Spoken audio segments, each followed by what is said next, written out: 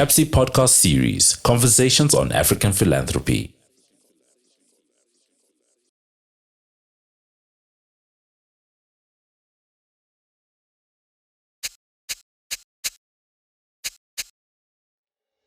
This is Series 1 of Conversations with Women in African Philanthropy, a CAPSI program known as Adɔyɛ. The series was recorded at the sidelines of a retreat that took place at the Wits Rural Facility in Limpopo in January 2025, hosted by CAPSI's Adɔyɛ program and Nawi Afrifem collective.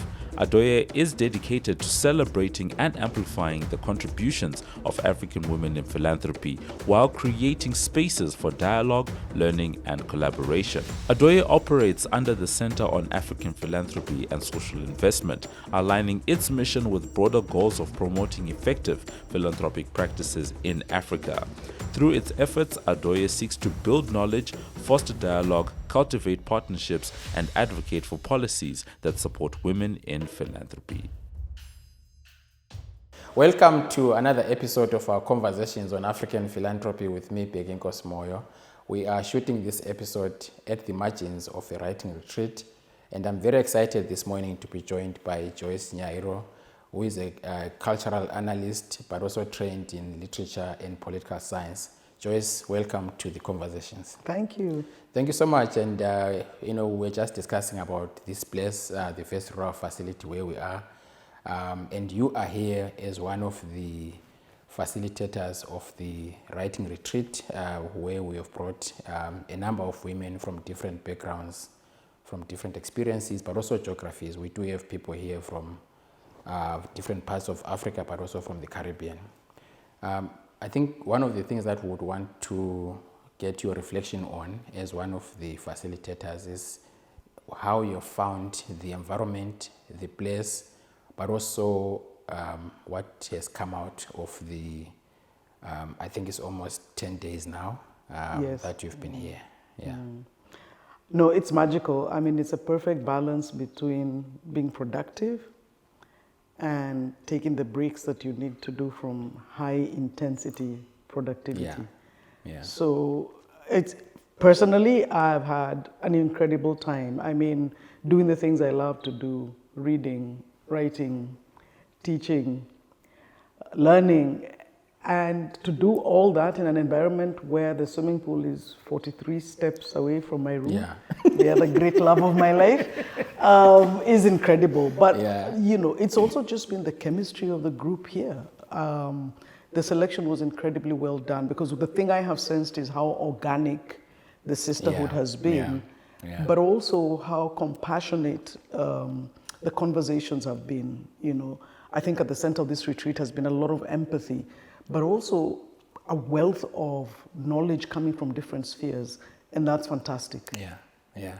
And then, of course, one of the things that we are conscious of is that this is the first of its kind in terms of bringing a group of women from different experiences, but also doing it right at the beginning of the year, which could also cause lots of challenges for others. We know of other people who could not make it simply because they've either holiday plans or family, I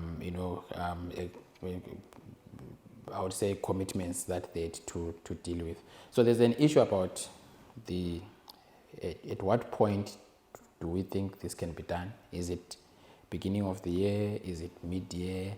And how often in a year? Because, something like this, I was speaking to one of the participants and saying, you have just kick-started something in me, but after 2 weeks I'll be gone. There's a danger that, we go back to our normal life, our daily jobs, and then, we have to come back again maybe next year and we start from where we left.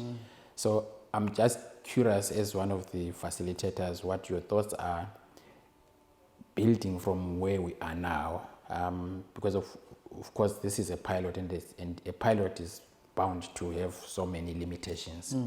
And I think having been at the center of having conversations with almost each and every one of the participants, you probably have a helicopter view now on how, if we were to do this, what would be the perfect timing, but also I think how often should that be done? So two things. One, the start of the year is a great time because Yeah. it's a time of resolutions, it's a time of recommitting. And the one thing that this timing allowed us as facilitators, as Zukizwa and I, to do was to emphasize without necessarily stating it, how much of writing is about committing to a schedule. So this helped to do that. So I found that timing perfect. I think it is necessary in the course of the year to have a second one Yeah. because it will act as, number one, a check-in, but number two, it allows the facilitators to, if you like, ramp up the program. Yeah. Because this was very much beginning. Yes. Yes. And I think what was wonderful about this group was because you had experienced published writers, some of whom were now trying to move into a new genre. Yeah. But you also had people who were completely starting out.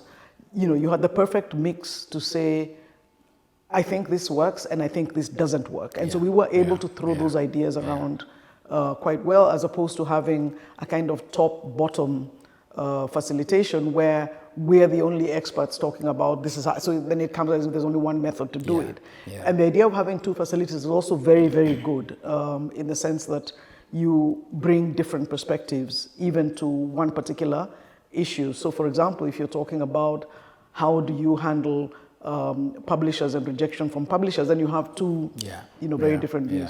Yeah. So I think this is something that should definitely go on. I think a media kind of thing would be useful because it leaves people with the feeling that I still have the balance of the year to complete certain things, to change course, or change direction, or just to finalize. So I think the staggering ought to be this. There should be a 6 months break in between.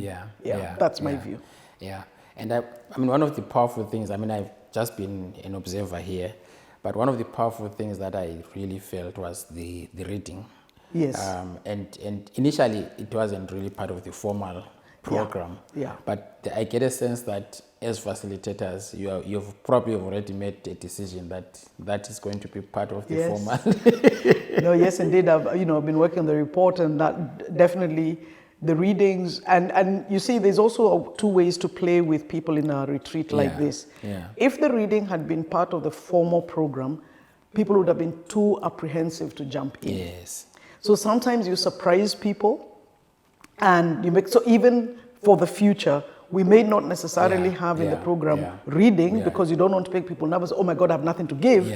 But you want to let them flow with the program. So that's definitely something that goes in. The other thing I should say, which is useful about the way this has been structured, and I don't know that you're aware of this, is the kind of commitment that Zukizwa and I made is that we will be available as writing coaches for a 3-month period.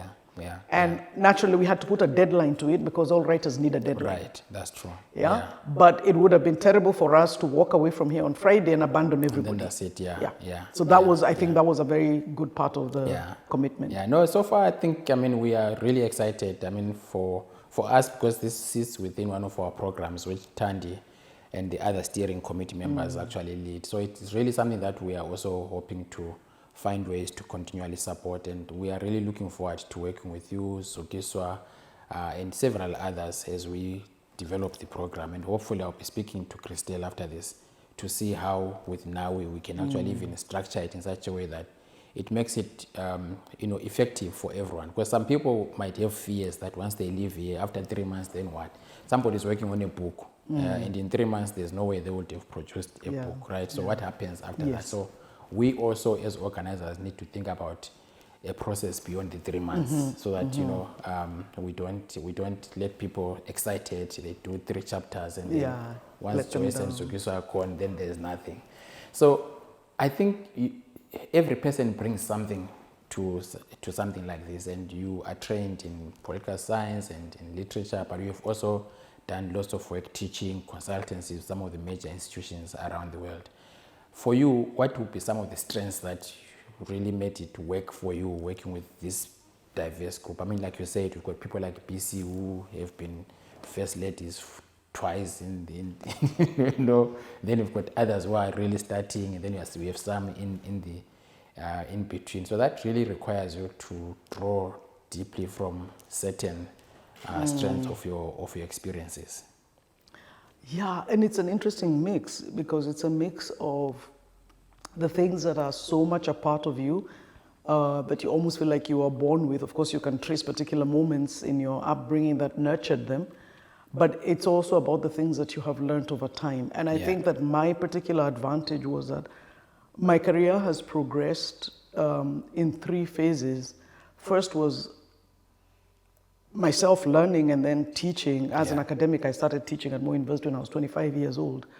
And, you know, teaching people how to unpack a text and find meaning in what they're reading. So I had many years of doing that. But I also then, once I left the formal academy, so to speak, and writing with footnotes, I then became a grant maker and committed to helping people produce their best work. Whether that work was, because I was in charge of media, arts and culture, whether that work was, you know, music or film or a book they were writing. And the idea that artists need resources to make the work that they make, but they also need other things. I kept asking myself that question: what conditions are necessary for artistic and cultural creativity to thrive? And I wish money was the only problem, but it's not. That's one of the big lessons I learned there. But I left that, and then as a consultant, plunged myself into doing memory work, but also committed to writing myself the stories that I felt that were missing. So I have the lens of being able to read a text and find out when it's working in a technical sense and technical knowledge. I have the lens of having pulled myself up from writing with footnotes to writing without footnotes. But also recognizing what people need to nurture their work. And then thirdly, very practically myself, making the work. So those are the perspectives that I was able to bring. And I have to say that I found in each of the participants here something that added to the mix.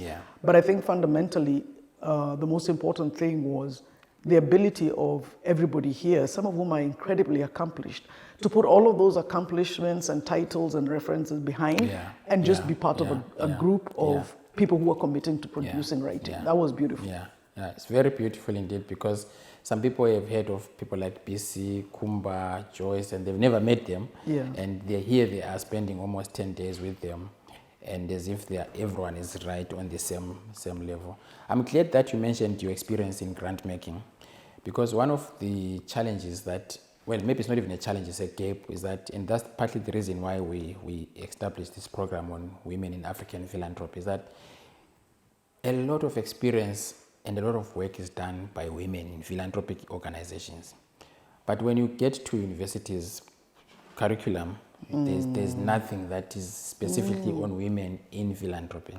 Research, if you looked at the published material, there's very little again on women in philanthropy and women in African philanthropy. So for us, this is the reason why we are so much excited about it. And so if you look at the composition of the people that came here, a big part of them are people who are actually experienced in philanthropy, but they not yet the opportunity to document their experiences. And so I'll be so glad to find ways, even post the 3 months, to have a conversation with you and Sukiswa on how we could continually assist women who are working in philanthropic organizations who might not have the opportunity or even the time to come here to also document their own experiences and stories. Because I'm not so sure, because you were in grant making, whether you really came across any material that really celebrates women in philanthropy. No, I actually didn't. At the time that I was doing this work, I didn't. But I think the problem I have here is, the few things I've read about philanthropy is the way it is defined or conceived of, structured giving. And that actually leaves out a lot of women and the work that they do. Take this retreat, for example. We did not have in the program a wellness session. Yes. But Nyamal stepped into it and started doing it. Hugh Gates has been doing the yoga sessions. Nyamal will walk up to you and start massaging your shoulder. Because when we all type, there's a tightness there. And how she reads it, I do not know. Some form of magic. But I saw her yesterday. She was already attending to people there. Yes. And it's quite magical. And you see, when you write the proposal, how do you package that? Yeah. But also, when you're writing about philanthropy, how do you identify those forms of giving? And I think that this is very, very peculiar, perhaps, to African giving, African philanthropy. So my issue here is, as we document women in African philanthropy, let's also expand our definitions of what philanthropy is. And I think, the steering committee has actually been dealing with that issue, because the informality of it, which is what normally characterizes our giving as African, can easily be left out. And I think there's been a conscious decision to make sure that it's not just philanthropy as in the structured forms, the finances, but also to look at other forms of. So, for example, this whole thing was also designed by by Nyamal.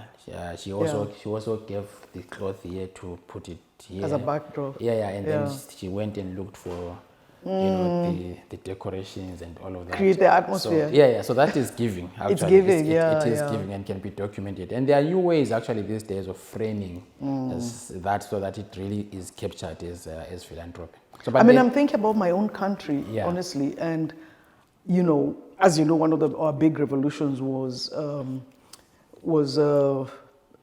using mobile technology as a financial platform. The M-Pesa revolution. And the way that has upscaled but also diversified forms of giving. So you don't necessarily show up to be at a funeral to commune with people and condole, but you've sent your contribution on M-Pesa. So, studying those kinds of ways of giving. And these days, you have apps that will tell you this is how you spent your money. And you look at it and you realize, I'm spending so much of my income on donations. But I would never describe myself as a philanthropist. Anyway, I think that's really where we should probably leave it at now, Joyce. But obviously with the challenge to us and many others who are doing this work to really think beyond the structural forms of giving and philanthropy to make sure that we don't leave those who are actually doing the most. In fact, if you look at how high net worth individuals give and how the general person on the street gives or a woman gives, if a high net worth individual is worth 20 billion and all they give is 500,000 and the other person owns 200,000 and they give almost 3/3 of that. In terms of size, people would think that the high net worth is given more, but actually when you really look at it, the poor or the not so well actually give more than the high net worth individuals. And I think it is those kinds of nuances that you are probably challenging us to actually look at and do when documenting, especially women in philanthropy, because there's a history behind that, and we need to be cognizant of that.